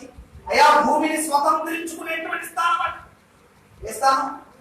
భూమిని స్వతంత్రించుకునేటువంటి స్థానం అంటే ఒక గొప్ప ఉన్నతమైనటువంటి స్థితిలో దేవుడిని నీకు హెచ్చించాలంటే దేవుడి కొరకు కనిపెట్టాలి. మొట్టమొదటిగా నువ్వు కనిపెట్టేటువంటి అనుభవాలు నేర్చుకుంటా ఉన్నప్పుడు నీ కనిపెట్టేటువంటి అనుభవం నిన్ను ఏం చేస్తా ఉందంటే నిన్ను హెచ్చిస్తా ఉన్నది. చెప్పాలా? నేను కనిపెడితే ఆ దేవుడు నన్ను హెచ్చిస్తాను. హల్లెలూయా. నేను కనిపెడితే నా దేవుడు నన్ను ఉన్నతమైనటువంటి స్థితిలో పెడతాడు. దావీదుకి అదే ప్రార్థన, దావీదుకి అదే విశ్వాసం, అదే నిరీక్షణ. అయ్యా నా దేవుడు కొరకు నేను ఎన్ని మార్లు ప్రార్థన చేస్తానండి దావీదు? ఎన్నిసార్లు? 3 సార్లు 7 సార్లు. దానియేలు అనుకోండి 7 సార్లు కాదా? 3 సార్లు 3 దానియేలు 7 సార్లు. దావీదు ప్రార్థన చేస్తా ఉన్నప్పుడు అయ్యా నేను 7 సార్లు కనిపెట్టేటప్పుడు నాకున్నటువంటి ఒక దృఢ నిశ్చయం ఏంటంటే మానవుల కాదు నన్ను హెచ్చించేది. ఎవరు హెచ్చించాలా? ఎవరు హెచ్చించాలా? దేవుడు హెచ్చిస్తే తప్ప ఏ మనిషి కూడా హెచ్చింపడు. అందుకే యెహోవా ఆశీర్వాదము ఐశ్వర్యం ఇచ్చును, నరుని యొక్క శ్రమ ద్వారా అది ఎక్కువ అవుతే ఎక్కువ. నరుని యొక్క శ్రమ ద్వారా ఆశీర్వాదం అధికమవ్వదట. మన ఆలోచన కనుక ఆశీర్వాదం ఎక్కువ. ఎవరి ఆశీర్వాదం ఉండాలా? యెహోవా ఆశీర్వాదం ఐశ్వర్యం ఇస్తుంది. అంతే తప్ప నీ శ్రమ నీకు ఆశీర్వాదము. కనుక దేవుడి కొరకు కనిపెట్టేటువంటి విషయంలో దావీదుకు ఉన్నటువంటి ఒక దృఢ విశ్వాసం ఏంటంటే నా దేవుడు నన్ను హెచ్చిస్తాడు. ఎప్పుడు? ఎప్పుడు? 37 యెహోవా కొరకు కనిపెట్టుకొని ఉండుము, ఆయన మార్గమును అనుసరించుము, ఆ భూమిని స్వతంత్రించుకున్నట్లు ఆయన నేను ఏం చేస్తాడట? హెచ్చిస్తాడు. కనుక ఈరోజు నువ్వు హెచ్చింపడటానికి బహుశా సిద్ధపడుతున్నావేమో, నీ కుటుంబాన్ని దేవుడు హెచ్చించాలని ఆశపడుతున్నావేమో, అయ్యా నీ పిల్లలను దేవుడు హెచ్చించాలని ఆశపడుతున్నామో, లేదా నీ పిల్లలు మంచి చదువులో హెచ్చింపబడాలని నువ్వు ఆశపడుతున్నామో, నువ్వు ఉద్యోగంలో లేకపోతే నీ పని మార్గంలో నీ ఆర్థికపరమైనటువంటి స్థితిలో నువ్వు హెచ్చింపడాలని బహుశా జ్ఞాపం చేస్తూ కనిపెడుతూ ప్రార్థన చేస్తా ఉంటే ఈరోజు నువ్వు హెచ్చింపడాలి అంటే నిజముగా కనిపెట్టాలి. ఎక్కడ? యెహోవా కొరకు కనిపెట్టాలి. కనిపెట్టడం అంటే ఏమంటా ఉన్నాడు? ఆయన మార్గాన్ని ఏం చేయమన్నాడు? ఆయన మార్గాన్ని అనుసరించాలా అంటే ఆకాశం వైపు చూస్తూ పాపం చేస్తే ప్రార్థన జవాబు రాదట. హల్లెలూయా. ఆకాశం వైపు చూస్తూ అబద్ధం అంటే ఎవరు ప్రార్థన జవాబు రాదు. ఆకాశం వైపు చూస్తూ ఆ ప్రకమైనటువంటి ఏంటి వస్తువులు మాయి అన్నట్టుగా ఏం చేస్తాం? చెప్తున్నాక ఈ వస్తువు మాది అన్నట్టు చాలా పట్టుకుంటాం. అలా చేస్తే ఏమనుసరిస్తున్నట్లు? నీ దొంగ బుద్ధిని నువ్వు అనుసరిస్తున్నట్లే తప్ప, నీ స్వబుద్ధిని నువ్వు ఆధారం చేసుకుని నడుచుకున్నట్లే తప్ప దేవునికి నీ యొక్క స్వబుద్ధిని అప్పచెప్పావా? అప్పచెప్పావా? అప్పచెప్పావా? దేవుడు మనతో మాట్లాడుతున్నాడు. అంటే నీ స్వబుద్ధిని ఆధారం చేసుకొనగా నీ పూర్ణ హృదయంతో యెహోవాను సేవించు. అంటే నీ పూర్ణ హృదయంలో నువ్వు సేవించాలి అని అంటే నీ సోబుద్ధి పని చేయకూడదు అక్కడ. అంటే నీ ఆలోచన పని చేయకూడదు అక్కడ, నీ కార్యాలను పని చేయకూడదు అక్కడ, నీ శక్తి సామర్థ్యతలు అక్కడ ప్రత్యక్షపరచుకోకూడదు. ఎవరి సామర్థ్యం ప్రత్యక్షపరచబడాలి? దేవుని సామర్థ్యత మాత్రమే ప్రత్యక్షపరచబడితే ఖచ్చితంగా కార్యం మనము చూస్తాం. కనుక రోజున ఇర్మియా బాలుడుగా ఉండి జ్ఞానంలో ఎటువంటి సామర్థ్యత లేనటువంటి కూడా అనుభవం నుండి ఒక సామర్థ్యం కలిగినటువంటి ప్రవక్తగా ఒక హెచ్చింపబడటానికి కారణం ఏంటంటే దేవుడు కొరకు ఎవరి కొరకు కనిపెట్టాడు? దేవుడి కొరకు కనిపెట్టాడు. కనుకనే మోషే మంచి నాయకుడు అయ్యాడట. అయ్యాడు గొప్ప నాయకుడు అయ్యాడట. బైబుల్లో అంత గొప్ప నాయకుడు మనకు కనపడి ఎన్ని శ్రమలు వచ్చినా, ఎన్ని అడ్డంకులు వచ్చినా, ఎన్ని విపత్తులు వచ్చినా, అసలు ఎంతగా విసిగిస్తా ఉన్నా, ప్రజలను చూసి అసలు ఎంతగా కోపం వచ్చినా సరే మోషే అలాగే నిలబడ్డాడు. ఇప్పుడు నిలబడగలిగాడు అంటే ప్రజలను కనిపెట్టడానికి ముందు ఎక్కడ కనిపెట్టాడు? దేవుడిని కనిపెట్టాడు. కనుకనే అంతగా ప్రజలను కనిపెట్టగలిగాడు. అన్ని సంవత్సరాలు ప్రజల్ని నడిపించగలిగాడు. కనుక దాదాపు 10 లక్షల మందిని కంట్రోల్ చేయడానికి అంతగా కనిపెట్టినటువంటి మోషే, లేదా అంతమందికి లేకపోతే అన్ని లక్షల ఇశ్రాయేలు ప్రజలకి దేవుని యొక్క వర్తమానాన్ని, దేవుని యొక్క ప్రత్యక్షతను చెప్పడానికి ఇర్మియాని దేవుడు నిలబెడితే, ఈరోజు మీ కుటుంబాలకి ఆయన కార్యాన్ని వెళ్ళజేయడానికి నువ్వు ఎంతగా కనిపెట్టాలా? నీ కుటుంబంలో నువ్వు ఒక సాక్ష్యముగా నిలబడటానికి, నీకు మాదిరిగా సంఘంలో ఒక మాదిరికరమైనటువంటి వారిగా, ఆ మాదిరికరమైనటువంటి స్త్రీగా నిన్ను నిలబెట్టడానికి నువ్వు దేవుని కొరకు ఎంతగా కనిపెట్టాలి? మనం కూడా కనిపెడతాం. ఎంతగా కనిపెడతామంటే ఆన్లైన్ ప్రార్థన 5-6 ప్రసంగం ప్రారంభంలోనే వినపడింది, కానీ చివరిలో ఈ మాటలన్నీ కూడా కలవనే ఏమొస్తాయి? అన్ని కల్లో జరిగినట్టే ఉంటాయి. అయ్యారు మాట చెప్పింది అమ్మకమ్మా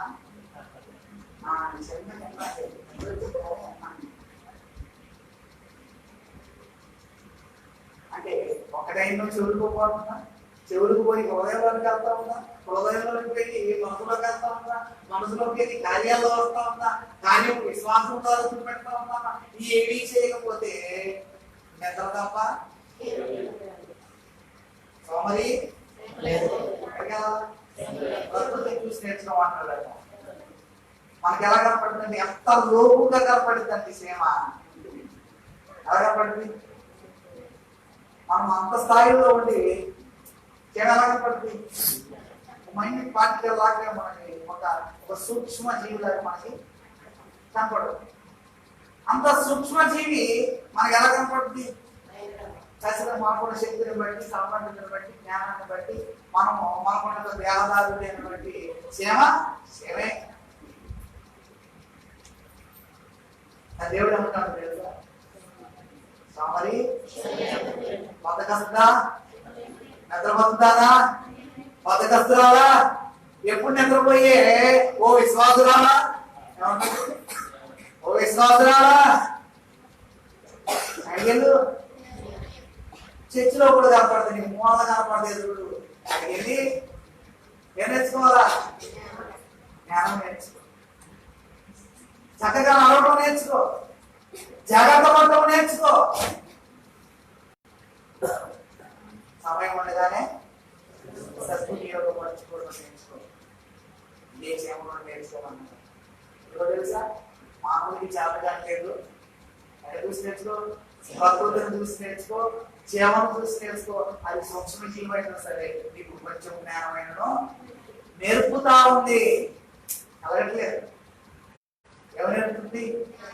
క్షేమను చూసి నేర్చుకో అంటే ఎవరు నేర్పుతా ఉన్నారు? కానీ రాత్రి దేవుడు మాట్లాడుతూ ఉన్నాడు. నువ్వు హెచ్చింపబడాలి అని అంటే దేవుడు కొరకు కనిపెడితేనే హెచ్చిస్తాడు. యాకోబు అదే అర్థం చేసుకున్నాడు. నేను ఎన్ని ప్రయత్నాలు చేసినా హెచ్చింపడను. ఒకవేళ హెచ్చింపడినా సరే ఆ యొక్క హెచ్చింపు నాది కాదు. కనుక అందుకే అన్నాడు, యెహోవా ఆశీర్వాదం ఐశ్వర్యం ఇస్తామని. నరుల కష్టం చదివి అది ఎక్కువ కాదు. నువ్వు ఎంతగా ఆలోచన చేసినా, ఎన్ని ప్లాన్లు వేసినా సరే అది నీకు జరగదు. దేవుడు కార్యం చేస్తేనే అది ఐశ్వర్యంలాగా, ఆశీర్వాదంగా నీకు ఉంటా ఉంది. అది అర్థం చేసుకున్నాడు. నీకు ఇచ్చిస్తారంటే కేవలం దేవుడి ద్వారా మాత్రమే ఇది. కనుక ఈరోజు కనిపెడుతూ ఉన్నామంటే హెచ్చింపబడేటువంటి కనిపెట్టేటువంటి అనుభవం. కనిపెడుతూ ఉన్నావా? నిద్రపోతూ ఉన్నావా? కనిపెడుతూ ఉన్నావా? ఇంకా జోగులు పడుతూ ఉన్నావా? కనిపెడుతూ ఉన్నావా? ఇంకా ఏదో కళలో జోలపాటులో ఎలాంటున్నావా? ఒకటి మొట్టమొదటిగా కనిపెట్టేటువంటి అనుభవం ఏమున్నదట? హెచ్చింపు ఉన్నది. రెండవది పరిశుద్ధ గ్రంథంలో సామెతల గ్రంథము 20వ అధ్యాయము 22వ వచనం చూడండి. సామెతల గ్రంథము, ఆ కీడుకు ప్రతి కీడు చేసుకోవద్దు, ఆ యెహోవా కొరకు కనిపెట్టుకున్నాము, ఆయన నిన్ను ఏం చేస్తాడంట? రెండో విషయం, దేవుని కొరకు కనిపెట్టగలిగినట్లయితే ప్రతి ఒక్క శ్రమ నుండి దేవుడు నిన్ను రక్షిస్తాడు. మొట్టమొదటి ఏం చూసాం? దేవుడి కొరకు కనిపెడితే దేవుడు నిన్ను హెచ్చిస్తాడు. రెండవది, దేవుడి కొరకు కనిపెడితే ఖచ్చితంగా దేవుడు నిన్ను రక్షిస్తాడు.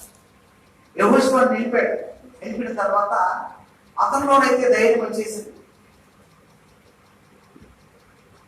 కానీ ప్రజలకు వెంటనే యుద్ధాలు వచ్చేసాయట. మోషే కాలంలో అయితే ఎక్కువగా, లేకపోతే వెంటనే వచ్చినటువంటి యుద్ధాలు లేవు. కానీ యెహోషువ కాలంలోనే సరాసరి అమోరీయులు, పెరిచి వీళ్ళందరూ కూడా సరాసరి వెంటనే వస్తూ ఉన్నారు. యుద్ధం మీద ఉంటాం అంటే ఒకసారి అంటే తట్టుకోగలడు. కానీ యెహోషువ వెంటనే అంటే మనం కూడా ఒక్కసారి అయితే తట్టుకోగలం. లేకపోతే రెండైతే ఆ అలవాటు కొంచెం అయిపోతాం. కానీ వెంటనే కొంటే వెంటనే శ్రమ వస్తే, వెంటనే విపత్తులు వస్తాయి, వెంటనే బాధలు వస్తాయి, వెంటనే ఇరుకులు వస్తాయి, వెంటనే శోధనలు వస్తే మన స్థితి ఏమైపోతుంది? మనలో కలవరము వచ్చేస్తుంది. హృదయంలో ధైర్యం కోల్పోయేటువంటి స్థితి. అయినప్పుడు సరే యెహోషువ ధైర్యమును చెడిపోకుండా గట్టిగా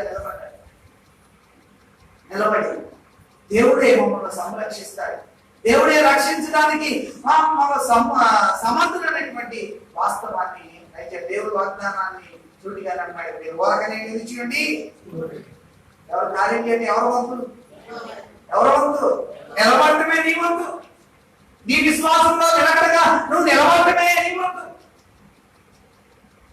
కార్యం చూసేటువంటి వంతు ఎవరిదయ్యానంటే కార్యం చేసేవాడు యెహోవానే. కార్యం చేసేటువంటి వాడు దేవుడే. కానీ ఈ కార్యాల కొరకు ఎదురు చూస్తూ ఉన్నావా? అందుకే పరిశుద్ధ గ్రంథంలో కనిపెట్టేటువంటి అనుభవానికి ఇంకో మాట ఏంటంటే ఎదురు చూడటమే. యెహోవా కొరకు ఎదురు చూచువారు మూడవది, యెహోవా కొరకు ఎదురు చూచువారు ఏం పొందుతారు అంటే దేవుడి కొరకు కనిపెట్టేటువంటి వారు ప్రతి విషయంలో కూడా కొత్త అనుభవంలోనే ఉంటారు. ఇక్కడ పరిశుద్ధ గ్రంథంలో మాట మనం చూస్తూ ఉంటాం. యెషయా గ్రంథము 40వ అధ్యాయం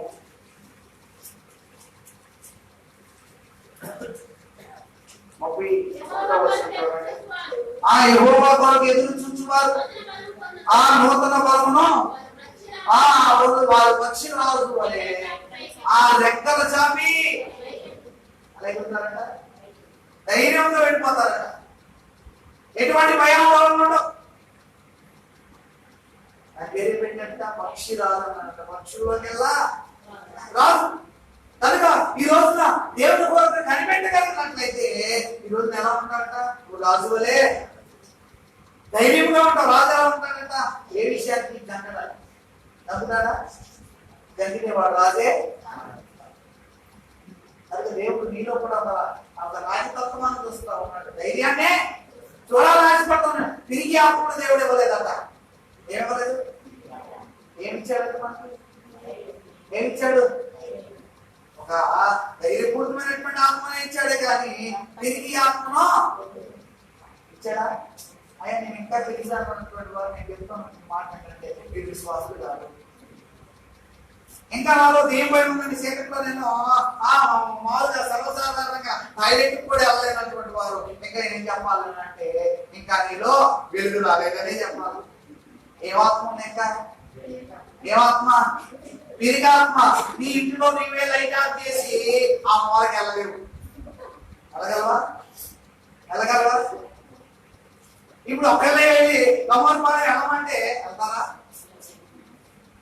ఏమాత్మకి? ఏమాత్మ? తిరిగాత్మ. అంటే ఇప్పుడు ఇంకా అవిశ్వాసులు ఉన్నారు, చీకటి సంబంధులు ఉన్నారు, దేవునికి వ్యతిరేకమైనటువంటి వాళ్ళు ఉన్నారు. ఇంకా అసలు డైరెక్ట్ గా చెప్పాలంటే తిరుగుళ్ళు అంతా మంత్రులు ఉన్నారు. అసలు తిరుగుళ్ళు మొత్తం కూడా ఎక్కడ ఉన్నారట? ఒకరి వైపు అందరూ కూడా ఒక్కరు దాటుకుంటూ మందిరాన్ని వస్తారు. తప్పున్నారా? అనుకుంటారు. దైవం అంటే భయపడు ఆన్లైన్ తర్వాత ఒక్కనే వెళ్తానికి భయవా? అమ్మ మన చివరికి అంటారు కదా. దీనేమంటాం? తిరిగి ఆత్మ. కనుక యెహోషువలో తిరిగి ఆత్మ ఏమాత్రం కూడా పనిచేయలేదు, కానీ ధైర్యం మన దేవుడు నిల్చోమన్నారు అనేటువంటి వాస్తవాన్ని ఎవరు గ్రహించారట? ఎవరు గ్రహించారు? యెహోషువ గ్రహించాడు కనుక చక్కగా నిలబడ్డాడు. దేవుని యొక్క కార్యం కొరకు ఎదురు చూశాడు కనుకనే ఏం పొందాడు? ఎత్తు వస్తా ఉంటే ఒక కొత్త బలం వస్తుందంట, ఒక కొత్త శక్తి వస్తా ఉందంట, ఒక కొత్త తనలో సామర్థ్యత వెలువడుతూ ఉందట. అంటే శ్రమ శ్రమ వస్తా ఉన్నా కానీ ఒక కొత్త అనుభవం నేర్చుకుంటా ఉన్నాడట. హల్లెలూయా. ఇదే విశ్వాసంలో ఉండాల్సినటువంటి లక్ష్యం. శ్రమ వస్తా ఉన్నట్టు నువ్వు ఏడుస్తా కూర్చుంటే దృష్టిలో ఏం చేస్తారట? ఇంకా వస్తుందారట, ఇంకా వస్తుందారట, ఇంకా వస్తుందారంట. నా ప్రాణం విసుగోరి కావలేను. అయినా నువ్వు ఎవరు చనిపోయాడా?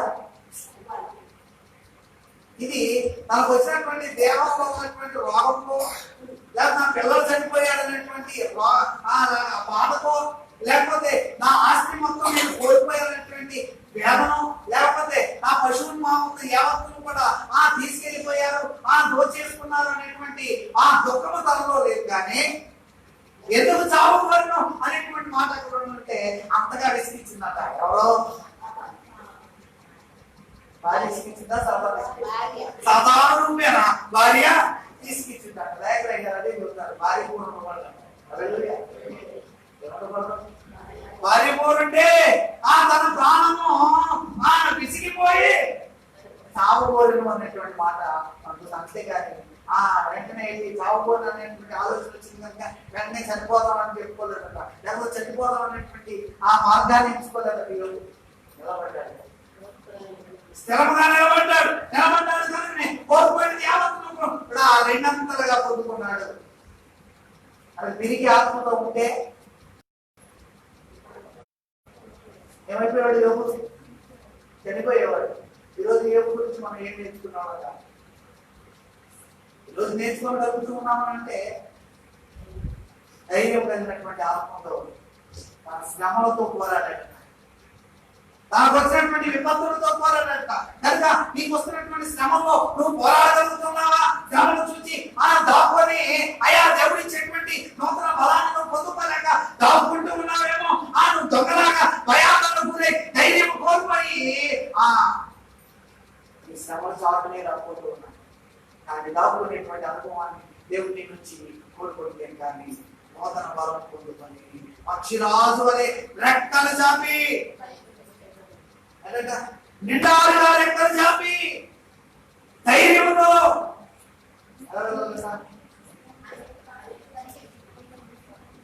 అలసిపోరట. శోధన వస్తే, శ్రమ వస్తే, బలహీనత వస్తే అలసిపోరట. నాకే ఎందుకు జరుగుతూ ఉంది? అసలు దేవుడు ఉన్నాడా? అసలు దేవుడు చూస్తా ఉన్నాడా అదే కూడా ఒక ప్రశ్న వస్తున్నారు.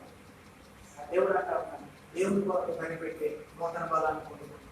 దేవుడి కొరకు కనిపెట్టలేకపోతే నిరుత్సాహంగా వస్తుంది. అందుకే ఏమంటాం? ఓర్పు పరీక్షను, పరీక్ష నిరీక్షను ఎంతగా కలిగిస్తామంటే ఓర్చుకోలేకపోతే పరీక్షలో నెగ్గలేదు. ఈ పరీక్ష నీలో ఉన్నటువంటి నిరీక్షణ మాత్రమే చూపెడతా ఉంది. పరీక్ష నిరీక్షణ అది చేస్తాను.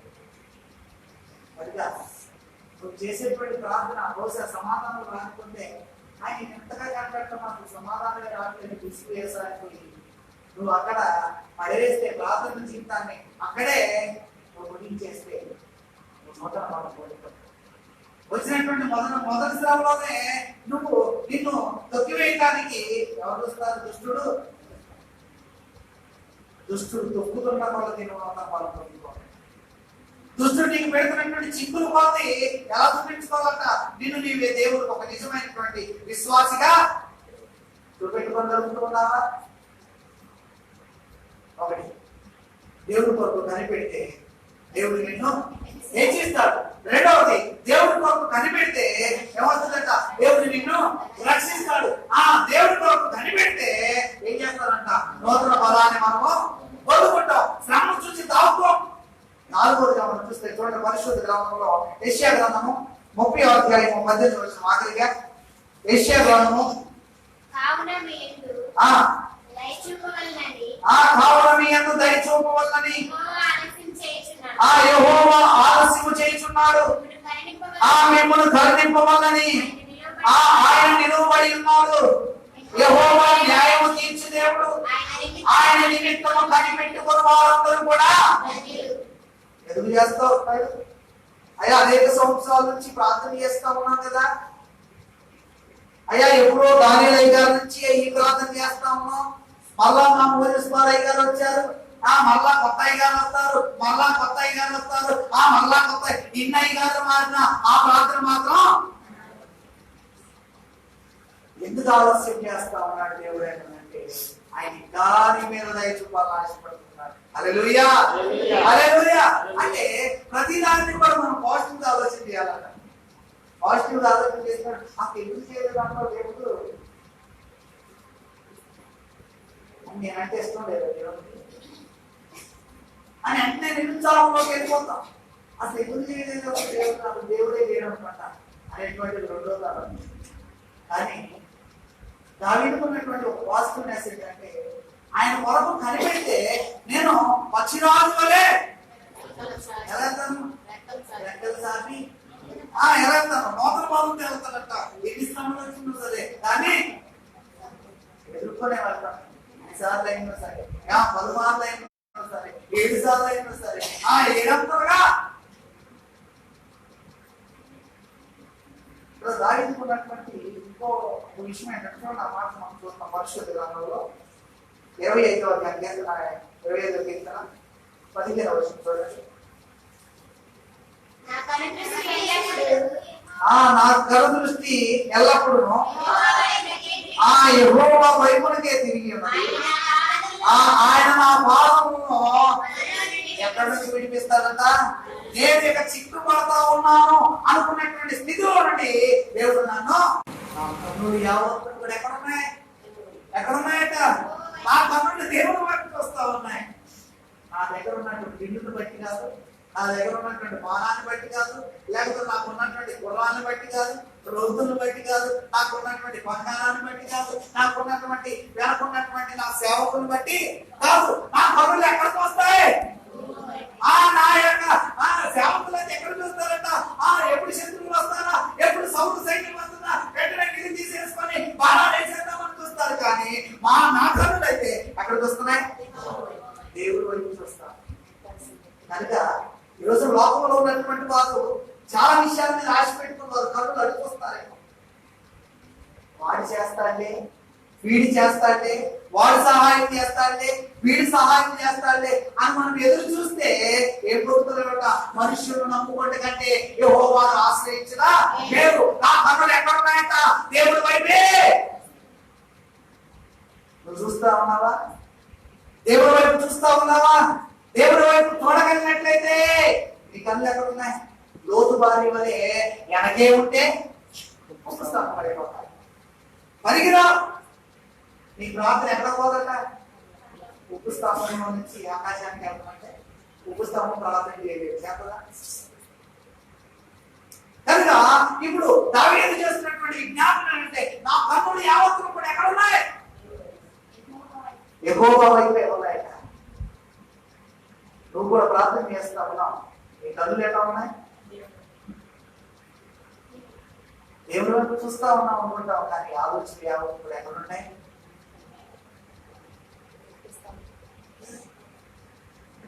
అసలు ఇదివరకు రోజుల్లో ప్రార్థన చేసేటువంటి వాళ్ళు ఎలా చేసేవారంటే ఆకాశం వరకు తగ్గి ప్రార్థన చేసేవారు, అంటే కన్నులు తెచ్చి. మరి ప్రస్తుతం ఉన్న కాలం 5-6 దాకా కళ్ళు మూసుకొని అని ఎందుకు చెప్తున్నారు అంటే మనుషుల్లో ఏకాగ్రత అనేది ఎక్కువ ఉంటుందా తక్కువ ఉంటుందా? తక్కువ ఉంటుందని అయ్యగారు ఏం చేస్తా ఉన్నారంటే కళ్ళు మూసుకుంటే ఆయన కొంచెం ఏం కనపడుతుంది? దేవుడితో వస్తారయ్యా, ఆ విశ్వాసంతో దేవుడు కనపడతాడు. ఈ కన్నులో ఐశ్వర్య కన్ను మూసైనా మనసుతోనైనా ఆత్మతోనైనా చూస్తారని ఏం చేస్తా ఉన్నారు? అందుకు కళ్ళు మోస్తాం, ఊరికి పెట్టలేదంట. మనమైతే నిద్రకే మోస్తాం తప్ప విశ్వాసంతో ప్రార్థన చేయాలని ఏమాత్రం కూడా. ఎందుకు మోస్తాం కళ్ళు?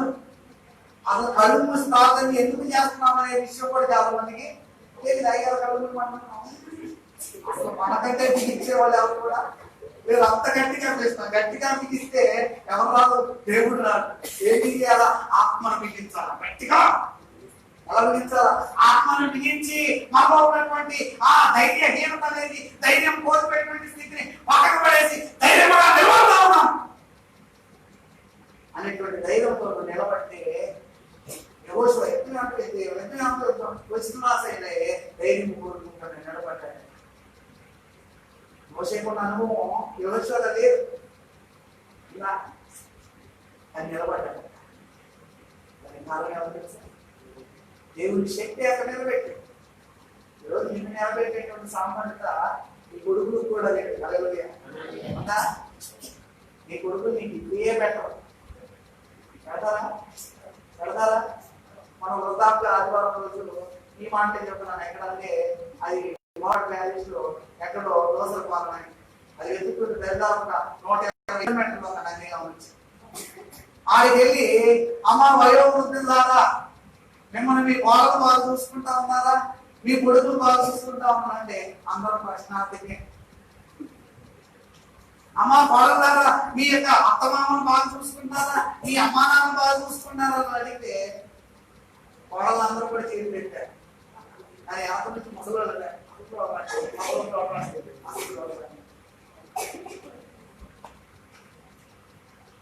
అన్ని తెలుసు. మనమే ఎంత బాగా తెలుసు అంటే ఆదికాలం నుంచి అన్ని తెలుసు, అన్ని చేస్తాం.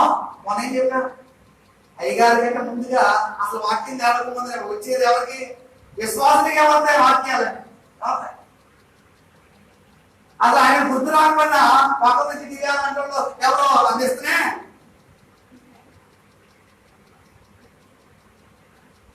ఈ అనుభవం గొప్పదే, కానీ చేస్తుల్లో కూడా గొప్పతనం అంటే దేవుడి విషయంలో గొప్పవారం. హల్లెలూయా.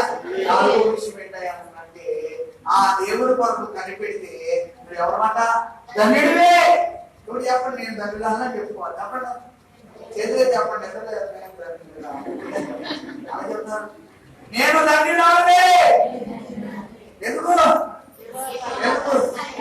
నుంచి వెలుపు వచ్చిందనా? లేకపోతే దరిదాపు ఆన్లైన్ 1 గంట వరకు చేసేవా? ఎందుకంట కనిపెట్టుకుంటున్నాం. అందుకే ఈ బాధలు ఎంత బాధలు అంటే ఆ ఇద్దరు గారు కూడా ఎన్ని కోట్లు చేసి వచ్చినా సరే మేము కడుపులు మార్చుకున్నాం. ఎందుకు ఈ బాధ? ఎందుకు ఈ బాధ? ఎందుకు ఈ బాధ? మేము ధన్యులు అవ్వాలి. హల్లెలూయా, హల్లెలూయా. మేము ధన్యులు అయ్యాము. ఇప్పుడు మేము ధన్యకరమైన స్థితిలోకి వెళ్ళాం కనుక ఇప్పుడు ఇంటికి వెళ్ళేటప్పుడు ఎలా వెళ్తానంటే నిద్రతో వెళ్ళదు. అమ్మ పక్కేస్తే బాగుంది, దేవుడు వేసి కొట్టుకున్నాను. నేను కూడా అదే అనుకుంటున్నాను. సార్ డబ్బు కొట్టే నిద్ర బాగా వస్తాం. ఇంటికి వెళ్తే నా పక్క నేనే వేసుకోలేము, కనీసం పక్క కూడా తిరుగుడు మొత్తం తాళాల సంగతి తర్వాత పక్క కూడా వేయలేము అనుకుంటాము. అంటే పాపం మా అమ్మ మంచిది, మా ఊడు వస్తారు పాపం చాలా ఆన్లైన్ చేసి వచ్చి పాపం పడుకుంటారని పాపం ఏం చేస్తుందంటే మంచం మీద పక్క పరిచయం మన ఆశ కూడా ఏముంటుందంటే పక్కన పరిస్థితి నిద్రపోవాలి. అంతేకాని నేను ధన్యకరమైన స్థితిలోకి వెళ్ళాలని ధైర్యంగా వెళ్ళి ఆనందంతో వెళ్ళి పడుకునేటువంటి వారు ఉంటే ఈ రోజున పల్లకిలో ఒక్క ఆత్మ అయినా సరే ధన్యుడు ధన్యురాలే. హల్లెలూయా. 4 విషయాలు మనం నేర్చుకున్నాం. ఒకటి, కనిపెట్టేటువంటి విషయంలో దేవుడి కొరకు కనిపెడితే ఒకటి హెచ్చింపబడతాం, 2 రక్షింపబడతాం, 3 ఏమంటాం నూతన బలాన్ని కోరుకుంటాం, 4వది ధన్యుడు. ఎంతకంటే భాగ్యం ఏమైనా ఉందా? ఎంతకంటే గొప్పతనం ఏమైనా ఉందా? ఎంతకంటే బైబిల్ జ్ఞానం ఏమైనా ఉన్నదా? ఎంతకంటే ఆత్మీయ స్థితి ఏమైనా ఉన్నదా? ఎంతకంటే పరలోకానికి వెళ్ళేటువంటి లక్షణం ఏమైనా ఉన్నదా? ఎంతకంటే మనం నేర్చుకోవాల్సినటువంటి విషయాలు ఉన్నాయా? కనిపెట్టే ఎక్కడికి వెళ్తాం? ఎక్కడికి వెళ్తాం?